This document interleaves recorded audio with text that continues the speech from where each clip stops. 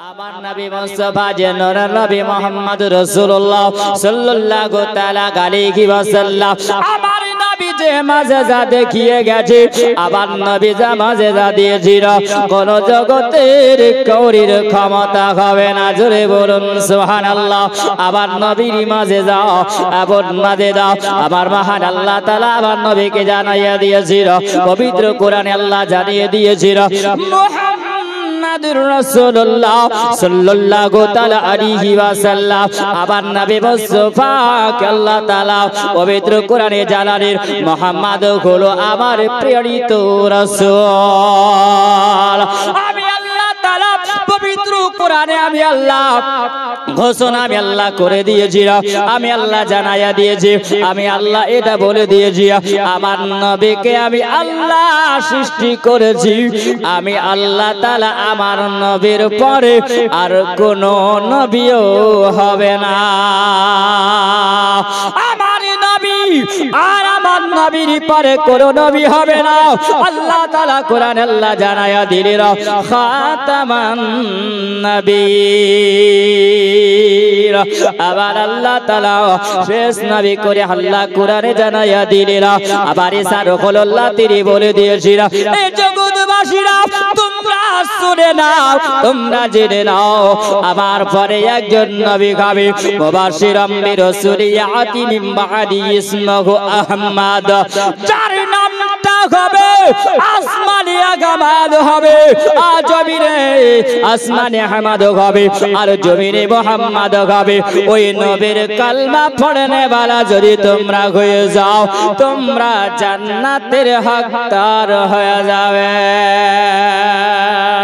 আমার নবী যখন মক্কাতুল মুকাররামাতে আমার নবী যখন মক্কাতুল মুকাররামা ইসলামের দাওয়াত আবার নবী যখন দিলেন আবার নবী ইসলামের দাওয়াত আবার নবী দিবেন আবার নবী ইসলাম প্রচার আবার নবী করিল আবার নবী যখন ইসলাম প্রচার করতে করতে আমার নবীর কাছে কালমা পড়ে সবাই মুসলমান যখন হয় সুবহানাল্লাহ সবে মুসলিম আবার নবী মুস্তাফার কাছে সবাই কালমা পড়ে মুসলমান হয়ে যায় আবার নবীকে নবী বলে তারা বেড়ে দেয় সবে মাত্র 39 জন হয়েছে সুবহানাল্লাহ আরেকজন নাম যার সুবহানাল্লাহ তার আলোচনা হবে আম্বাজি আবার সোনামারি কিরাম আবার নবী মুস্তাফা সবে মাত্র ইসলাম প্রচারের সময় 39 জন যখন হয়ে যায় সুবহানাল্লাহ এইদিকে আবার নবী মুস্তাফা সাল্লাল্লাহু তাআলা আলাইহি ওয়াসাল্লাম আরকাম বিন আরকামের বাড়িতে আবার নবী আরাম করতে আসেন এইদিকে কাফির মুশরিকরা আবু জেহেল আবু লাহাব উতবা শাইবারা তারা একটা মিটিং করলো বলে শুনে নাও এই নবী যার নাম হলো মুহাম্মদ ইনাকে একটা নতুন ধর্ম প্রচার করে এই নাকি একটা নতুন ধর্ম প্রচার করতে আসে আর এই নতুন ধর্মটা প্রচার করে আমাদের বাপদাদের ধর্মতে তারা নাকি লাথি মেরে দিবে আমাদের বাপদাদুর ধর্ম কি আর থাকবে না আমাদের বাপদাদুর ধর্মকে ধুলের সাবে মিটাইয়া যাবে আমার বাপদাদুর ধর্ম কি আর থাকবে না আমরা আল্লাহর কাবা ঘরের ভিতরে আমরা যে মূর্তি পূজার আজকে সুবহানাল্লাহ আসাদুল ইসলাম 200 টাকা দিয়েছিল আল্লাহ তার দানকে তুমি কবুল করে নাও বলো আমিন সুবহানাল্লাহ তারা একটা মিটিং করলো এমন ভাবে তারা মিটিং করে নিল এই মক্কাবাসীরা তোমরা শুনো তোমরা কি জানো না আব্দুল্লাহর বেটা মুহাম্মদ বলে একটা দেখি নতুন ধর্ম চালু করে আর এই নতুন ধর্মটা যদি চালু করে দেয় তাহলে আমাদের ধর্ম কি আর থাকবে না আমরা যে সূর্যের পূজা করি আমরা যে চন্দ্রের পূজা করি আমরা যে আগুনের পূজা করি আমরা যে মূর্তি পূজা করি বলে এই ধর্ম কি থাকবে না এই ধর্মটাকে লাথি মেরে দিবি আমরা আজকে এই জন্য মিটিং ডেকেছি মুহাম্মদকে আমরা ওই নতুন ধর্মটা চালু করতে আমরা দেব না। আম্বাজি আমার সোনা বাড়িরা, আমার সোনা বন্ধুরা, আল্লাহ যদি কোনো মানুষকে রাখে তো কেউ মারতে পারবে না। এই জন্য রাখে আল্লাহ, তো মারে কে? আর মারে আল্লাহ, তো রাখে কে? আল্লাহর সঙ্গে কেউ পাঙ্গা নিতে পারবে না, আল্লাহর সঙ্গে কেউ মোকাবিলা নিতে পারবে না, আল্লাহর সঙ্গে কেউ মোকাবিলা করতে পারবে না। আবার মহান আল্লাহ তাআলা বলেন, এ জগৎবাসীরা, আমার সঙ্গে যদি তোমরা লড়াই করো, আমি আল্লাহ তাআলা তোমাদেরকে বরবাদ করে দিব। আমার আল্লাহ তারা ঘোষণা করিল, এ জগৎবাসীরা, আমার সোনাবাড়ি কাম্বাদিরা, শুনে যাও গো রাতের বেলা। দেখো আজকে তারা যখন একটা মিটিং যখন করতে আরম্ভ করলো, যখন মিটিং তারা বসাইয়া নিল, মিটিং করার সময় বলল, বলো আজকে ওই মুহাম্মাদের জন্য একটা তোমাদেরকে ডিসিশন নিতে হবে। বলে তোমরা কি ডিসিশনটা নেওয়া হবে? এই ডিসিশনটা নেবে, দেখো মুহাম্মাদকে মারতে হবে। আর মুহাম্মাদকে মারবে তো কে মারবে বলো? যদি মুহাম্মাদকে যদি তোমরা মারতে পারো, তাহলে তোমাদেরকে পুরস্কার দেওয়া হবে, 10টা করে ওট তোমাদেরকে দেওয়া হবে। বলে পুরস্কার দেওয়া হবে। সবাই দাঁড়িয়ে আছে, তারা মিটিং চলতে আছে, আরম্ভ হয়, তারা বলতে আছে, বলো মুহাম্মাদকে যদি মারতে হয় তাহলে কেমন করে তোমরা মারবে? মুহাম্মাদকে যদি কতল করতে হয় তবে কিভাবে কতল করা যাবে? ওই সময়তে কোন মানুষ তারা উঠলো না। ওই মিটিং এর সময় তারা কেউ যেন উঠলো না। ওই সময় এমন একজন ব্যক্তি উঠিয়ে গেল, আর ওই মানুষটা যার নাম হলো ওমর। ওমর বলল, বলে শুনে নাও, যদি মুহাম্মাদকে যদি কতল করতে হয় তবে আমি ওমর কতল করে দিব। তাহলে কতল যদি করতে পারি তাহলে কি তোমরা আমাকে পুরস্কার দেবে? বলে হা হা হা, ওমর তোমার দ্বারাতে সম্ভব হবে, তোর দ্বারাতে সম্ভব হবে না। ওমর এই জন্য ক্ষমা শুনে নাও, আজকে তোমার দ্বারাতে সম্ভব হবে। কারণ তোমাকে দেখে মক্কার মানুষেরা ভয় পায়, তোমাকে দেখে মক্কার মানুষেরা ডর হয়ে যায়, তোমাকে দেখলে পারে ওমর মানুষেরা থরথর করে কাঁপতে আরম্ভ করে। এই ওমর কেন? এই জন্য ওমর তোমার শরীরে এত তাকত আল্লাহ দিয়েছিল, তোমার শরীরে এত শক্তিটা দিয়েছিল। ওমর শুনে নাও, আজকে যদি পারো তাহলে তুমি পারবে, আর তুমি যদি পেরে যাও তাহলে তোমাকেই পুরস্কার দেওয়া হবে। আবু জেহেল বলল, এটা চূড়ান্ত সিদ্ধান্ত হবে। ওমর তিনি করলেন, ওই সময় তলোয়ার খানা নিলেন।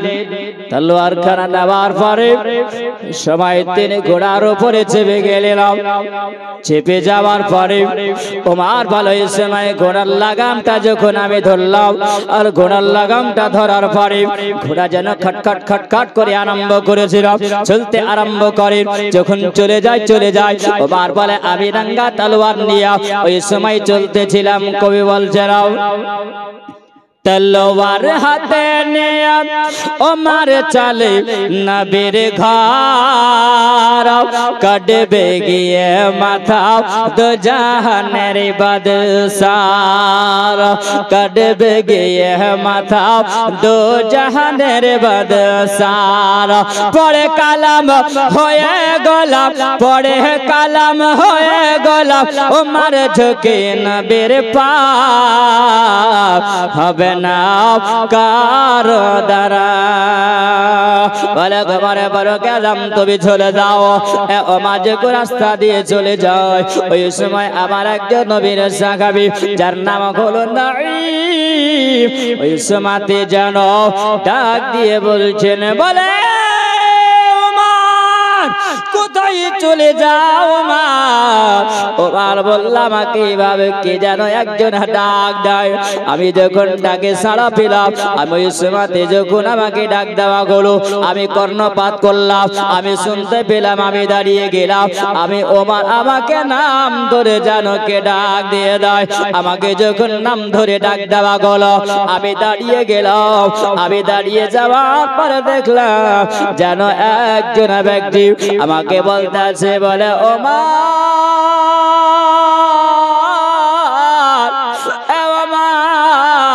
তুমি কোথায় চলে যাও? ওমর বলো, বলে খুব তো মনে হয় তুমি রাগান্বিত হয়েছ। এ ওমর বলো, বলো আজকে তুমি রাঙ্গা হাতে তলোয়ার নিয়ে চলে যাও। এ ওমর তুমি এত দ্রুত বেগে কোথায় চলে যাও? ওমর বলো, এ ওমর তুমি কোথায় যাও? ওমর বলতে আছেন, বলে আমি জন্য চলে যাই ওই আব্দুল্লাহর বেটা মোহাম্মদ নাকি একটা নতুন ধর্ম চালু করছে। এই নতুন ধর্ম চালু করার কারণে আজকে মক্কা নগরে বিভ্রান্তি আরম্ভ হয়ে যায়। কারণ আমরা সূর্যের পূজা করি, দেব দেবীর আমরা পূজা করি, আমরা পাথরের পূজা করি, মর্তর আমরা পূজা করে নিই। আজকে যখন তারা কালমা পড়বে আর মানুষ মুসলমান হবে, আমাদের ধর্মতে লাথি মেরে দেবে। এই জন্য আব্দুল্লাহর বেটা মুহাম্মদকে রাখবো না, তাকে নাঙ্গা তলোয়ার দিয়ে কতল করে দেওয়া। নাই বলছে, বলে ওমর একটু দাঁড়িয়ে যাও ওমর, তবে তুমি আমার নবীর গর্দান ওড়াবে, আমার নবীর গর্দানকে তুমি উড়াইয়া দিবে, আমার নবীকে তুমি কতল করবে না।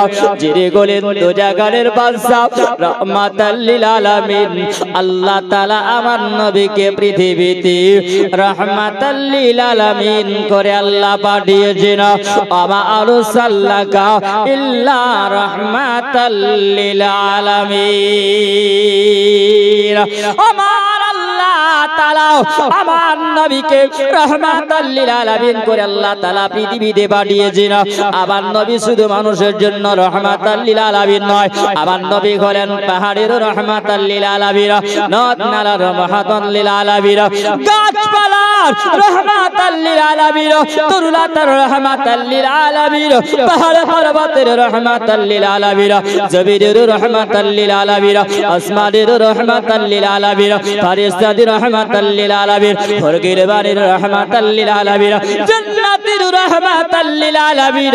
সারা বিশ্বের কুল কায়নাত আল্লাহ যা সৃষ্টি করেছিল, সমস্ত সৃষ্টি জগতের আমার নবী হলেন রাহমাতাল লিল আলামিন। এই রাহমাতাল লিল আলামিন আমার নবী মুস্তাফার গর্দানটাকে ঘোরানোর জন্য ক্ষমার তুমি চলে যাও। এ ওমর শোনো, আমি তোমাকে বলে যাই, এ ওমর আবার নবীর গর্দান ওড়ানোর আগে এ ওমর তুমি শুনে নাও, আমার যে একটা বকরি দেখতে পাও, আবার যে একটা ছাগল তুমি দেখতে পাও, এই ছোট্ট ছাগলের বাচ্চা যদি আজকে তুমি গর্দানটা যদি তলোয়ার দিতে দিয়ে উড়াইয়া দিতে পারো, আলাদা যদি করে দিতে পারো ওমর, তাহলে জানবো তুমি আমার নবীর গর্দান উড়াতে পারবে। ওমর বলছে এটা কোনো ব্যাপার হলো, এটা কোনো ব্যাপার, তলোয়ার দিয়ে এটা ছাগলকে কতল করতে হবে, একটা ছাগলের মাথা কাটতে হবে, এটা কি অসম্ভব না সম্ভব? বলেন সম্ভব হবে, এটার দ্বারাতে সম্ভব হবে।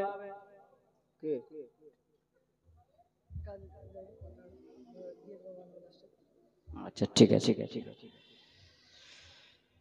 আল্লাহুম্মা সাল্লি আলা সাইয়্যিদিনা মাওলানা মুহাম্মদ সাল্লাল্লাহু মোহাম্মদ সাল্লাল্লাহু মোহাম্মদ হরদম জবান से निकालो पाक नबी मोहम्मद हरदम जबान से निकालो शफियाना मोहम्मद सल्लल्लाहु ताला अलैहि वसल्लम। अब्बाजी আমার সোনামানি কিরাও একজন আল্লাহর বান্দা কুচিবার যাও একজন তার আব্বা জানের জন্য 500 টাকা দিয়েছে আল্লাহ যারো তার দানকে কবুল করে না বলো না আমির সুবহানাল্লাহ। আবার ওমরে ফারুক আযম ওটা বলল যে এটা কি সম্ভব হবে না, এটা তো সম্ভব হতে পারে, কারণ এই জন্য একটা ছাগলের বাচ্চার মাথা আলাদা করতে হবে, এটা তো কোন আসানের কাজ, এটা তো মুসিবতের কাজ হবে। ওমরে ফারুক আযম তিনি বললেন আমি ওই সময় আমি তলোয়ার খানাকে বের করলাম, আমি তলোয়ারটাকে বের করে দেওয়ার পরে আমি যখন ছাগলটার দিকে আগালাম, আমি বকরিটার দিকে আগায়া যায়, আমি বকরিটার দিকে আগিয়ে গিয়ে যেমনি তলোয়ার খানা মারব সঙ্গে সঙ্গে যেন বকরিটা পিছনে পিছায়া গেল। যেমনি পিছনে পিছায়া যাওয়া ওই সমাতে যেন নাই বলতে আসি বলে ও মা আজকে তুমি একটা ছাগলের বাচ্চা মাথাটা আলাদা করতে পারো না, আজকে তুমি দেখো বলে এমন অবস্থা হয়েছে তোমার শরীরটা ঘেমে যায়। এ ওমর আজকে তুমি ছাগলের বাচ্চা যদি মাথাটা আলাদা করতে না পারো, বড় বড় একটা জানোয়ার আজকে যদি তুমি আলাদা যদি করতে না পারো, মাথা যদি আলাদা না করতে পারো, তাহলে বলো বলো আমার নবীর মাথা কেমন করে আলাদা করে, আমার নবী মুস্তাফার গর্দান তুমি কেমন করে কাটবে। ওমরে ফারুক আযম ওমরকে বলতে আছে বলে ওমর শুনে নাও, আবার নবীর দরবারে পরে যে ওমর তুমি কি তোমার বাড়ির খবরটা রেখেছ, তোমার বাড়ির খবর কি তুমি রেখেছো ওমর? ওমর বলছেন বাড়ির খবর কি রাখবো? বলে শোনো, তুমি যদি বাড়ির খবর না রাখতে পারো, আগে নিজে ভালো হও, তাহলে তুমি অপরকে ভালো হতে বলিও। বলে আগে নিজের চরখাই তেল দাও, বলেন আগে নিজের ফ্যামিলিকে দেখো, তারপরে কাউকে তুমি শাসন করতে যাবে। ওমর তোমার ভাই বহিন কলমা পড়ে নবীর মধুমাখা কলমা পড়ে মুসলমান হয়েছে, ওমর তাহলে আগে ওদেরকে সাইজ করতে হবে, তারপরে কাউকে সাইজ করতে হবে। আমার মাথা গরম তাই নাইম তুমি সঠিক তাজমহল 600 টাকা দিয়েছেন, আল্লাহ তার দানকে কবুল করে নাও, সকলেই বলুন আল্লাহুম্মা আমিন। বলছেন ওমর তুমি খবর নাও, ওমর বলছেন নাই এটা সত্য কথা না মিথ্যা কথা তুই ভালো করে জানো? বলে হ্যাঁ, তোমার ঘরের খবরটা তুমি নাও, তবে নবী মুস্তাফার কাছে তুমি যাবে। আমারে ফারুক আযম সুবহানাল্লাহ চলতে আরম্ভ করলো। এটাই যদি হয় তবে আগে ঘর দেখতে হবে। মার চলে গেলে বনের দরওয়াজায় গিয়ে আওয়াজ দিচ্ছে, কারণ ওমরে ফারুক যখন তিনি চলতেন ওমর রাস্তা দিয়ে তো মানুষ ভয়ে কাঁপতো, কারণ এ ওমরের সঙ্গে মোকাবিলা করতে পারা যাবে না, কারণ ওমরের শরীরে এত তাকত এত শক্তি,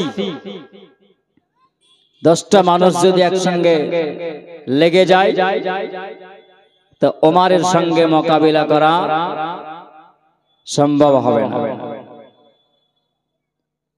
ছুটে গেলেন। যেমনে যাওয়া দরওয়াজায় আওয়াজ দিচ্ছেন, কে? হযরতে ওমরের বোন, যার নাম হলো ফাতিমা। বুঝতে পেরেছে ওমরের আওয়াজ শোনার পরে বলছেন, আমি ওমর। যেমনি বলা সঙ্গে সঙ্গে ঘরের মধ্যে তারা থরথর করে কাঁপতে আরম্ভ করেছে। কেন এই জন্য কাঁপতে আরম্ভ করেছে?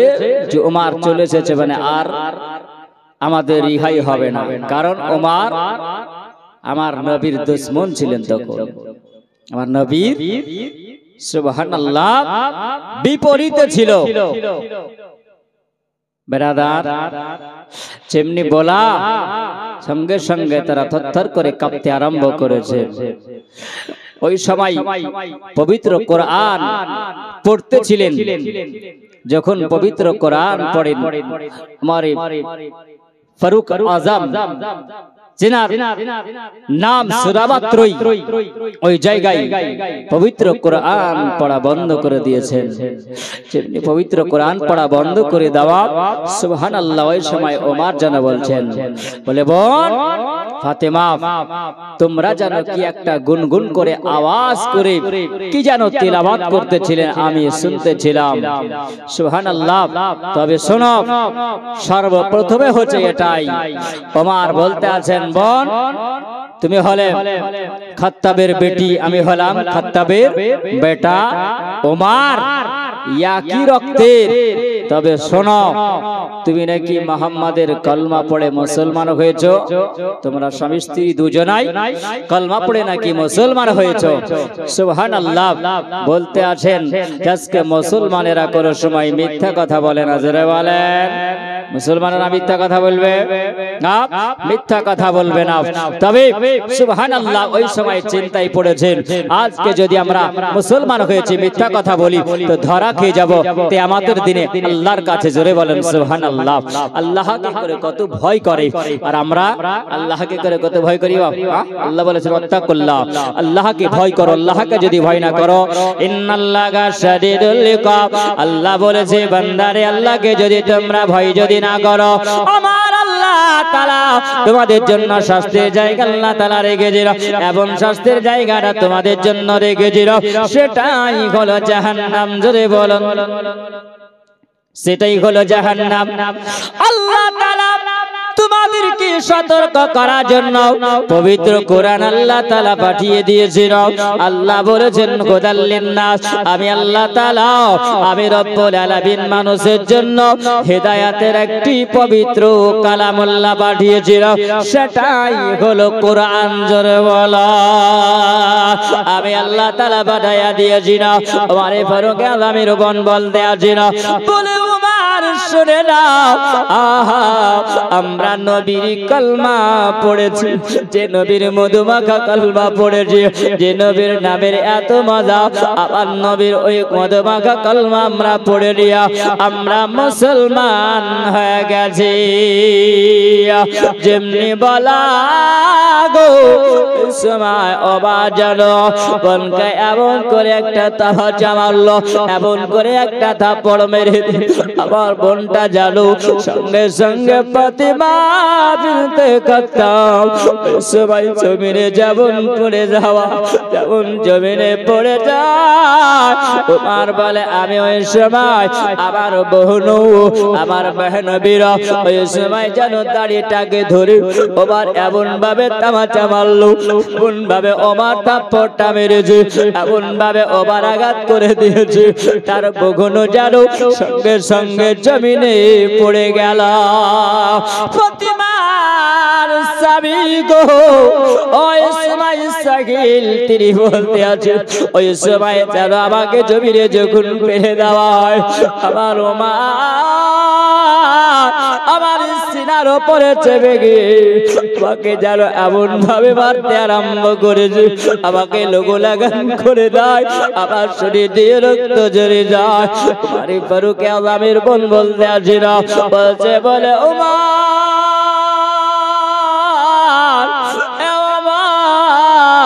তোমার কি দিলে মায়া হয় না? ওমর তোমার দিলে কি মায়া হয় না?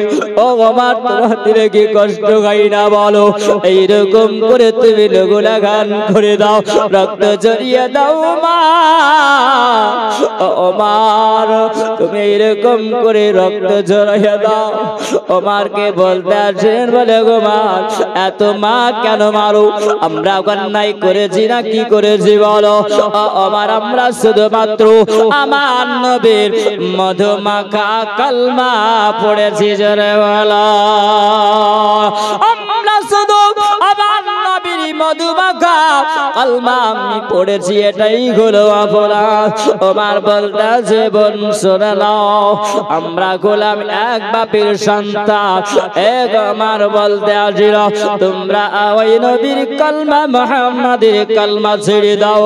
মুহাম্মাদের কালমা যদি ছেড়ে দাও তাহলে আমি তোমাদেরকে আর চাষ করব না, আমি তোমাদেরকে মারবো না, আমি লঘুলাহান করব না। ওমর যেমন কথা বলে ওমরকে বলতেছেন, বলে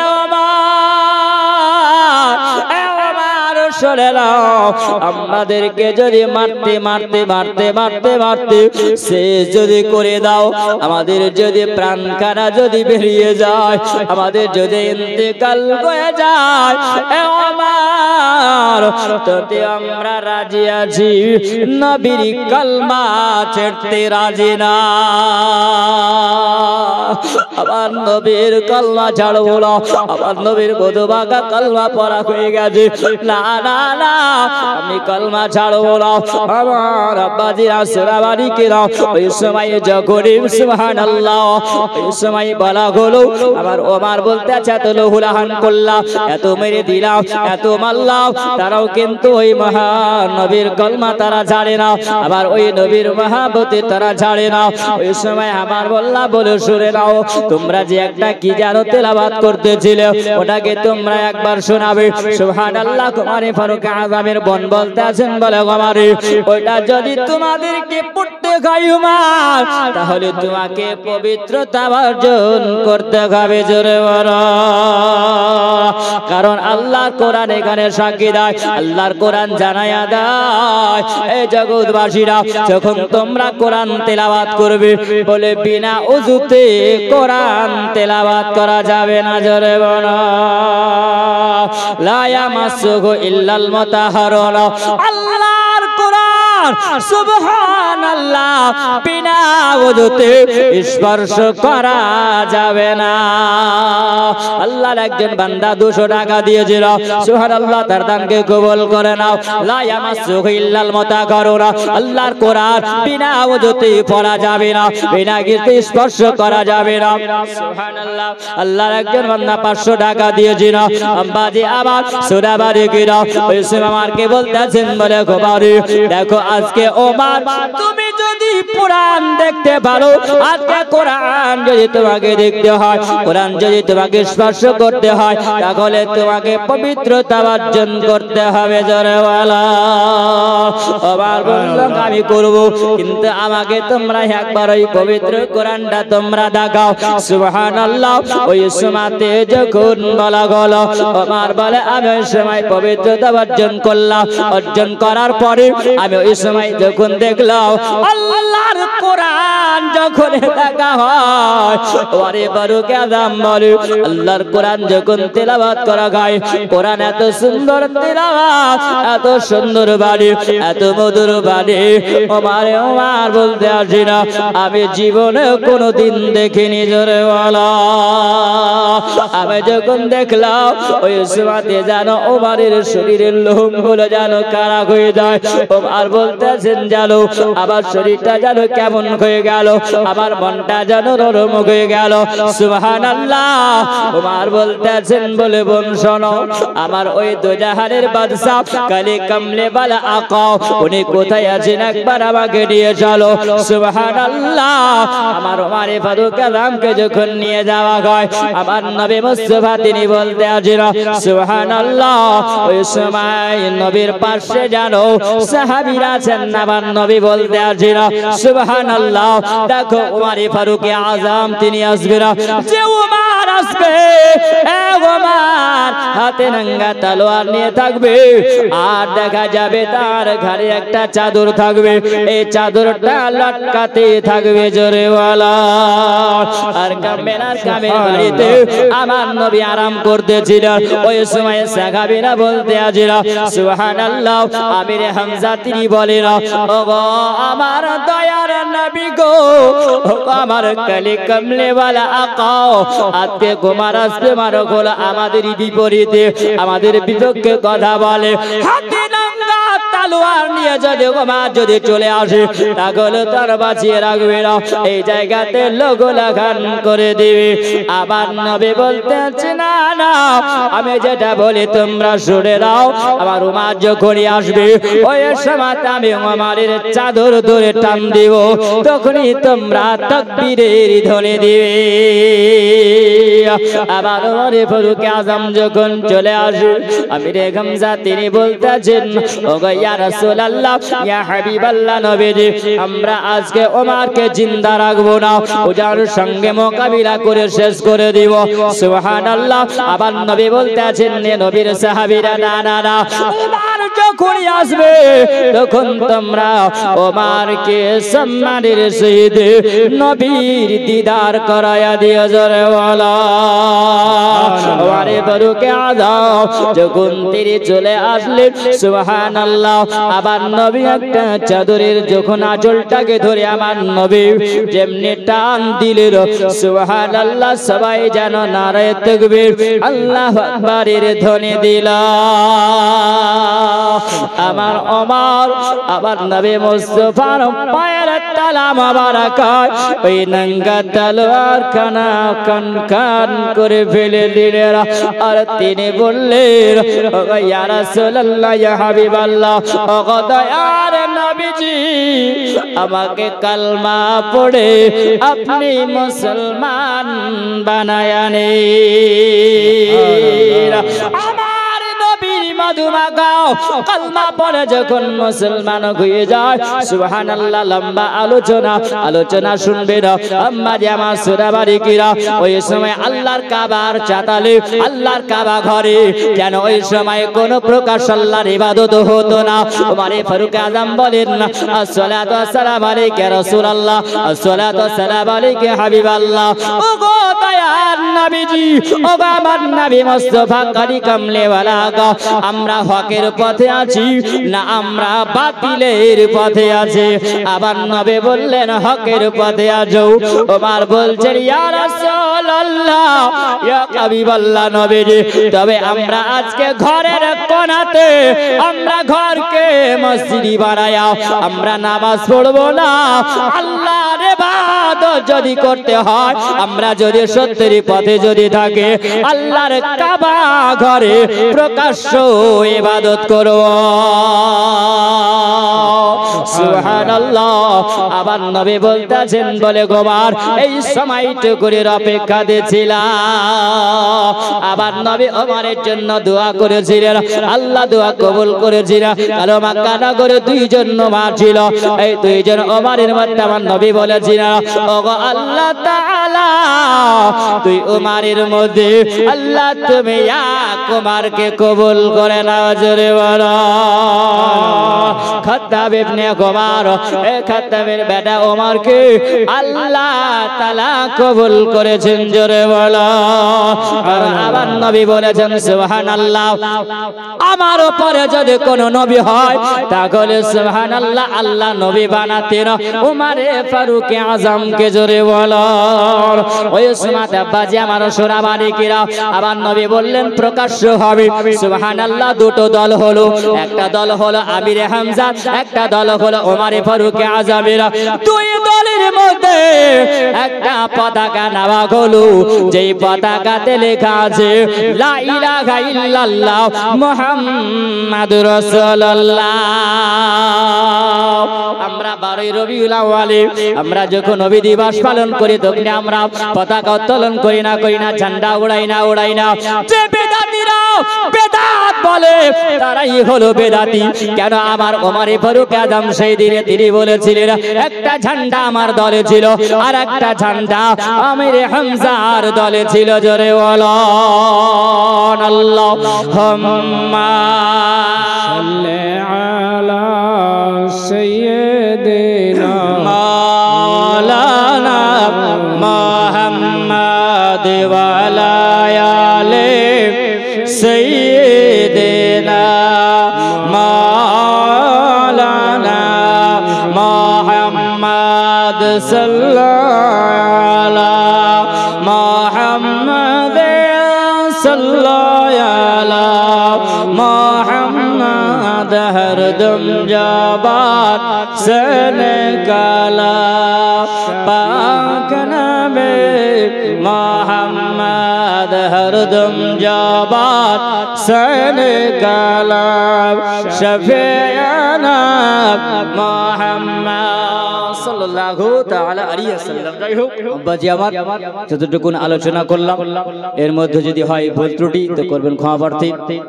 এখন আপনাদের সম্মুখে যিনি বসে আছেন তিনার মুখ থেকে আলোচনা শুনবেন। ছয় মাত্র একটু আলোচনা আমি করেছি। তিনা আলোচনা অনেক ওমরে ফারুক আজমের আলোচনা আছেন, তিনার মুখ থেকে মূল্যবান আলোচনা শুনবেন। সর্বত্র ইসলাম কবুল করেছেন। আর অনেক আলোচনা আছেন, তিনাদের আদর্শটা যদি আমরা গ্রহণ করে নিতে পারি, আমরা যদি মেনে নিতে পারি তো সুবহানাল্লাহ আমাদের জিন্দেগির বেড়া পার হয়ে যাবে। আল্লাহ পাক আমাদেরকে আমল করার জন্য তৌফিক দান করেন। সকলেই বলুন আল্লাহুম্মা আমিন। আসসালামু আলাইকুম ওয়া রাহমাতুল্লাহি ওয়া বারাকাতুহু।